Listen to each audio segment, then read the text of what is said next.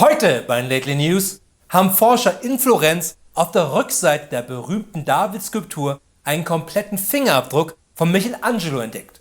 Nicht nur ist das eine Sensation innerhalb der Kunstwelt, sondern auch konnte dadurch endlich geklärt werden, wer immer dem Assistenten von Michelangelo im Zeitraum von 1501 bis 1503 den Joghurt aus dem Kühlschrank weggegessen hatte. Denn wie sich nun zeigte, stimmt der Fingerabdruck auf einem der Joghurtbecher mit dem auf dem Hintern der David-Skulptur gefundenen überein. Noch mehr gleich bei den News.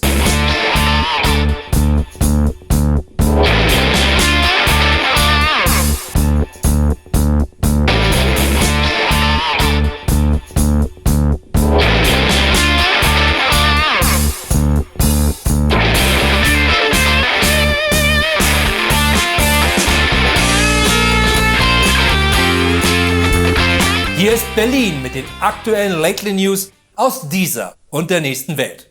Natürlich auch heute Abend wie immer mit mir, Florian Streletz.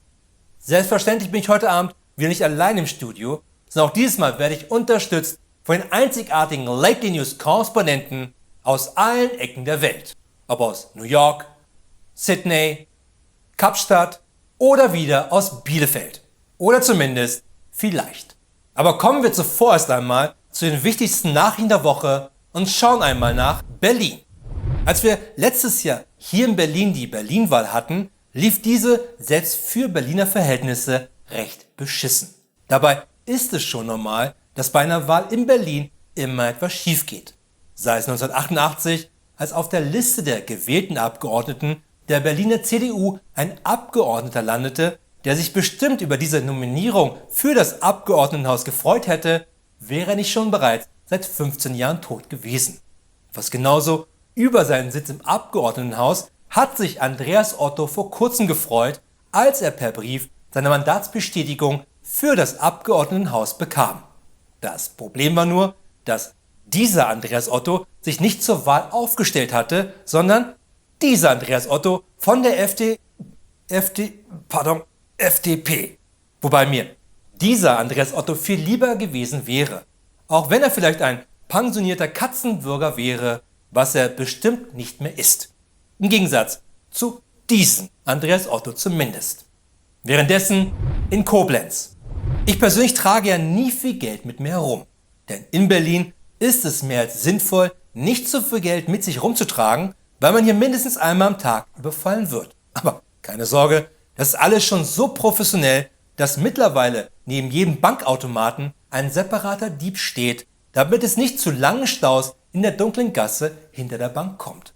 Einen anderen Weg, um sich vor Dieben zu schützen, hat ein Mann in Koblenz gewählt, der 350.000 Euro in seinem Ersatzreifen versteckte. Nur leider war sein Ersatzreifen nicht sicher im Kofferraum verstaut, sondern hing in einem rostigen Stahlnetz unter seinem Auto. Nach einer Fahrt über eine mehr als baufällige Straße gab dieses Konstrukt nach und nach auf und verteilte nun sein Geld hinter ihm. Da soll mal einer sagen, dass das Geld nicht wirklich auf der Straße liegt, zumindest in Koblenz. Derweil in Taipeh. Bekanntlich hat vor kurzem Wladimir Putin die Macher von Pokémon wegen deren Slogans Gotta catch 'em all verklagt. Vladiladi meinte nämlich, dass ihm die Rechte an dem Slogan schon seit den späten 90ern gehören würden, der seitdem unter diesem Motto Teilnehmer einer jeden Demokratie-Demonstration jagen lässt. Nicht zu vergessen sind die Gelder aus den Lizenzen des Slogans Russlands größte Exporteinnahmen. Dank Lizenznehmer wie Nordkorea, China, Belarus oder Dänemark. Von solch tollen Exporteinnahmen träumte auch ein Ehepaar in Taipeh, das 16 Pokémon-Karten verkaufen wollte. Dafür hatten sie sich mit einem Mann total unverdächtig nachts auf einem Parkplatz verabredet, der auch dort auf sie wartete. In seinem Auto sitzend mit laufendem Motor. Und so kam es, wie es kommen musste, denn als ihm die Karten zur Kontrolle gegeben wurden, raste er mit diesen sofort weg. Haben wir ein Fahndungsfoto von ihm? Okay, als echter Pokémon-Fan hätte man es aber auch besser wissen müssen. Unterdessen in Zürich. Natürlich hatte ich schon früh das Glück, dass meine Tante Erna so ziemlich jeden Helden aus dem Bond-Film im Original kannte. So haben wir viele Sonntage mit der Familie Le Chiffre mit Baccarat-Spielen verbracht oder goldene Tontauben geschossen mit Francisco Scaramanga. Oder einfach nur versucht, den britischen Terroristen James Bond zu töten mit Onkel Blofeld.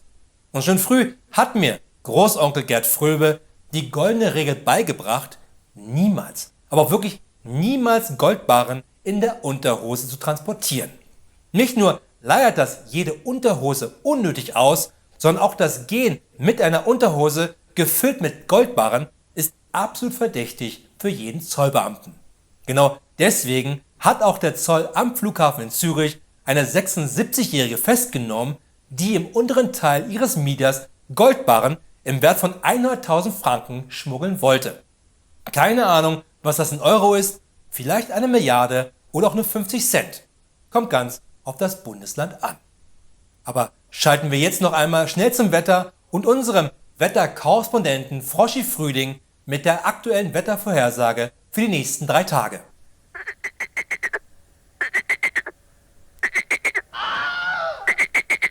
Danke, Froschi Frühling. Und immerhin bedeutet diese Wettervorhersage, dass es in den nächsten Tagen 35 Grad gibt. Also ein fast normaler Februar.